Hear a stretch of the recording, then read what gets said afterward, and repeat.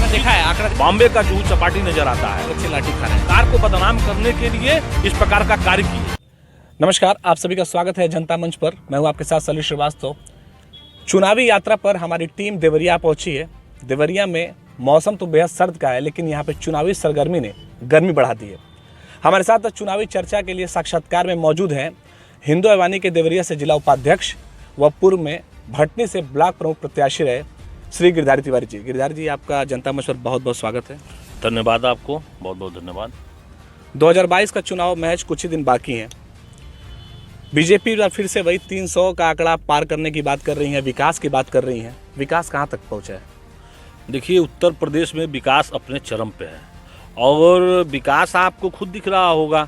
जैसे उत्तर पार्टी जब सत्ता में आई है, पूर्व की सरकारों में और वर्तमान की सरकार जो भारतीय जनता पूज्य महाराज जी की सरकार थी, विकास अनगिनत विकासें हुई हैं। जैसे आप पूर्वांचल में ही ले लीजिए।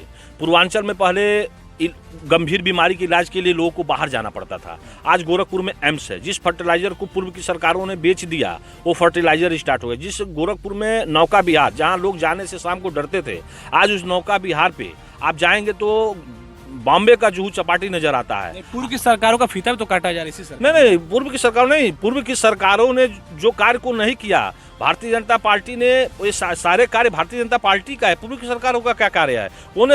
उनका फीता काटने का कार्य था। अगर हाँ, ये कार्य अगर पूर्व की सरकारों में हुई होती तो आधा अधूरा होकर ये कार्य समाप्त हो गया होता और घोटाले बहुत ज्यादा हुए होते। नहीं, ठीक है, चलिए मानते हैं विकास हुआ है, मंदिर बने हैं, मस्जिद बन रहे हैं, अस्पताल बन रहे हैं। रोजगार आप आंकड़ा उठा के देखिए, पूर्व की सरकारों में और वर्तमान की सरकारों का आंकड़ा देखा है, आंकड़ा बच्चे लाठी खा रहे हैं। नहीं, वो देखिए, वो पार्टी सरकार को बदनाम करने के लिए यह सरकार छात्रों के हित की बात करती है, छात्रों के भविष्य की बात करती है। उस छात्रों के बीच में कुछ अराजक तत्व सम्मिलित हुए और सरकार को बदनाम करने के लिए इस प्रकार का कार्य किए। तो वो अराजक तत्व चिन्हित हुए? हाँ, प्रशासन अपना कार्य कर रही है। कुछ पकड़े गए हैं, कुछ पकड़े जाएंगे। छात्रों के हित, यह सरकार छात्र हित की बात करती है। छात्रों पे तो ऐसे लाठियां बरसाई जैसे लग रहा है कि उन्होंने क्या अपराध कर दिया। मैंने कहा ना कि वो छात्र नहीं थे, वो विपक्षियों द्वारा भेजे गए कुछ अराजक तत्व थे। छात्र आंदोलन करेगा, छात्र पत्थर चलाएगा। छात्र इलाहाबाद में जो अपने घर से गरीब छात्र पढ़ने गया है, वो तो पढ़ रहा है। आपको नहीं लगता इसका खामियाजा 2022 भुगतना पड़ेगा बीजेपी को? यह भारतीय जनता पार्टी छात्रों के हित की बात करती है, छात्रों के भविष्य की बात करती है। और निश्चित रूप से जितने छात्र हैं, पढ़ने वाले छात्र हैं, जो अराजक तो नहीं हैं, वो आज भी भारतीय जनता पार्टी के साथ हैं। छात्रों के भविष्य के खिलवाड़ के साथ साथ भारतीय जनता पार्टी की सरकार में भर्तियों के साथ बड़ा खिलवाड़ हुआ है। नहीं, आप क्या बात कर रहे हैं? सारी भर्तियां निष्पक्ष हुई हैं। आप देख लीजिए, अभी जिस भर्ती में थोड़ा भी मामला आया, उस भर्ती को रोक दिया गया। निष्पक्ष भर्तियां और निष्पक्ष नौकरी मिल रही है लोगों को। नौकरी के लिए कितने लोगों ने मुख्यमंत्री आवास के बाहर अपने आप को मारने की कोशिश की, आत्मदाह करने की कोशिश की। अब आप ये बताइए, जो उस लायक नहीं है, उसको तो पूर्व में सरकार में वो पैसा लेके नौकरी पाते थे। लायक ना लायक तो ये तो फिर अब आप कैसे बता देंगे इसको? क्यों? तो भर्तियां आ रही हैं, आप पेपर दीजिए, एग्जाम से क्वालिफाई करें, नौकरी पाई। नौकरी तो रखा हुआ है, भर्तियां आ रही हैं। जो उस लायक है वो नौकरी पा रहा है, जो नहीं है वो घूम रहा है। अच्छा, कौन कौन सी भर्तियां सरकार में निकली हैं? आप देख लीजिए रिकॉर्ड, किसी भी विभाग का देखिए, किस विभाग में नहीं निकला। कोई भी भर्ती पूरी नहीं हो पाई है। नहीं, क्या बात कर रहे हैं? यूपीपी की भर्ती पूरी हुई है, सिंचाई विभाग की भर्ती पूरी है, लेखपाल की भर्ती हुई है। ऐसे तमाम उदाहरण मैं आपको दे सकता हूँ, ऑन रिकॉर्ड दे सकता हूँ कि जो भर्तियां आई हैं पूरी है और लोग नौकरी कर रहे हैं। रिकॉर्ड में तो हमने देखा, रिसर्च भी किया है कि भर्ती हुई है। नहीं, बीजेपी सरकार में मंदिरों पर विशेष ध्यान दिया था। बताया जा रहा है कि अयोध्या हो गया, काशी हो गया, मथुरा बाकी है। कुछ ऐसे नारे चल रहे हैं चुनाव में। एकदम चलेगा, बिल्कुल चलेगा। जिस प्रदेश का मुख्यमंत्री हमारे पूज्य योगी महाराज जी हों, योगी आदित्यनाथ जी महाराज जी हों, वहाँ सनातन धर्म और मंदिर क्यों नहीं बनेगा? पूर्व की सरकारों में आपने देखा होगा कि मस्जिदों के लिए स्पेशल आवंटन किया जाता था, मस्जिदों के लिए, कब्रिस्तान की बाउंड्री के लिए। पिछली सरकार से अगर इस सरकार की तुलना किया तो फिर अंतर क्या हुआ आपके उनके में? बहुत अंतर है। हमारे इस सरकार में सबसे ज्यादा मेडिकल कॉलेज बने हैं, एम्स बने हैं। सड़कों जिस सड़क पे आप चल के आज हमसे बात कर रहे हैं, क्या आप ऐसे बात करते? क्या हिचकोले खाते? आप इंटरव्यू नहीं ले पाते? आज सारी सड़कें चमचमा रही हैं। बिजली, हम लोग, मुझे याद है कि मेरी जानकारी में देहातों में बिजली 5 से 6 घंटे मिलती, शहर में बिजली 10 से 12 घंटे मिलते थे। आज देहात में 18 से 20 घंटे, 22 घंटे बिजली मिल रहा है। शहर में मुख्यालयों पे 24 घंटे बिजली मिल रहे हैं। आप कहाँ तुलना कर रहे हैं पूर्व की सरकारों में? पूर्व की सरकार में देखा हमने, ठीक है, इसका मतलब यह है कि मंदिर बनाने से लोगों को रोजगार मिलने लगेगा। जी, मंदिर। अच्छा, ये बताइए, आप, अभी मैं कुछ दिन पहले बनारस गया था, मुझे होटल नहीं मिल रहा था कि मैं रुकूं, क्योंकि सारे होटल फुल थे। आप, ये रोजगार ही है। कॉरिडोर के दर्शन के लिए देश देश के लोग। और आप ये बताइए, जितने बाबा विश्वनाथ के भक्त थे, क्या आज वो खुश नहीं है? नहीं, खुश हैं, ठीक है, लेकिन बात क्या वो विशेष जाति धर्म के थे? पूर्व की सरकारों में क्या, पूर्व के सरकारों के समय क्या स्थिति थी बाबा विश्वनाथ की?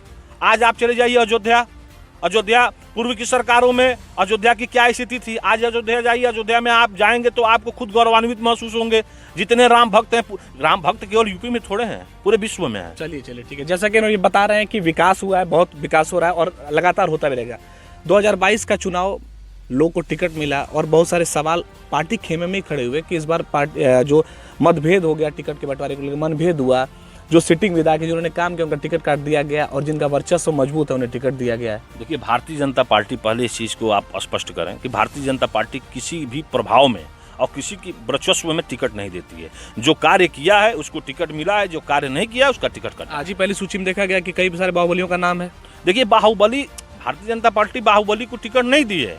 जिनका बाहुबली में नाम आ रहा है उनके ऊपर पूर्व में राजनीतिक मुकदमे हैं, आपराधिक मुकदमे नहीं है, ये सब राजनीतिक मुकदमे हैं, जिसको विपक्ष बाहुबली के रूप में प्रस्तुत करी। बाहुबली मुख्तार अंसारी हैं, बाहुबली अतीक अहमद हैं, ये लोग बाहुबली हैं। भारतीय जनता पार्टी किसी बाहुबली को टिकट नहीं दी है। अब जिसके ऊपर राजनीतिक मुकदमे हैं उनको टिकट दिया गया है, तो वो चलता है, राजनीति में मुकदमेबाजी चलती है। चलिए, हमने रिसर्च ये भी किया था कि आप मुख्यमंत्री योगी आदित्यनाथ के बेहद करीबी हैं और आप पूर्व में ब्लॉक प्रमुख का चुनाव भी लड़े हैं भटनी से, हार आपको मिली, क्या कारण रहा? देखिए, जैसे कि जब ब्लॉक प्रमुख और जिला पंचायत अध्यक्ष का चुनाव हो रहा होगा, आपने देखा होगा कि समाजवादी पार्टी आरोप लगाती थी गुंडई के बल पे ब्लॉक प्रमुख का चुनाव हो रहा है। जैसा आपने कहा कि मैं महाराज जी का बहुत करीबी हूँ, तो अगर मैं उनका करीबी हूँ तो फिर भी मैं चुनाव हार गया। यह भारतीय समाजवादी पार्टी गलत आरोप उस समय भी लगाई। कहीं ना कहीं क्षेत्र पंचायत सदस्य का मन विचार जीतने में मैं असफल रहा और मेरा जो विपक्षी था, धनपशु था, बाहुबली था, और 1 का 2 देकर उन्होंने क्षेत्र पंचायत सदस्य को लिया और इसके वजह से मुझे इस बार 22 के चुनाव में महाराज जी का आशीर्वाद नहीं मिला? नहीं, देखिए, भारतीय जनता पार्टी का एक सामान्य कार्यकर्ता हूं मैं, हिंदू वाहिनी का सामान्य कार्यकर्ता हूं, और मैं स्पष्ट करना चाहता हूं कि भारतीय जनता पार्टी जो आदेशित करेगी मैं उस तरह का कार्य करूंगा और मुझे कोई स्वार्थ नहीं है। जो निर्देश मिलेगा एक कार्यकर्ता के रूप में पार्टी का सेवा करता रहूंगा। क्या लग रहा है इस बार 22 के चुनाव में प्रचंड बहुमत की सरकार बननी है या फिर 300 प्लस 300 पार हम लोग जाएंगे? उत्तर प्रदेश में भारतीय जनता पार्टी का हमें लगता है कि आज तक का रिकॉर्ड तोड़ मतलब विधायक जीतेंगे और हम लोग पूर्ण बहुमत से सरकार बनाएंगे। उत्तर प्रदेश को 2022 से 2027 के लिए उत्तम प्रदेश बनाएंगे। बहुत बहुत धन्यवाद आपका। तो जैसा कि सुना आपने, गिरधारी जी ने बताया कि विकास जो उत्तर प्रदेश में है, तो बीजेपी और विकास, बीजेपी अगर है तो विकास है और विकास के नाम से बीजेपी को जाना जाता है।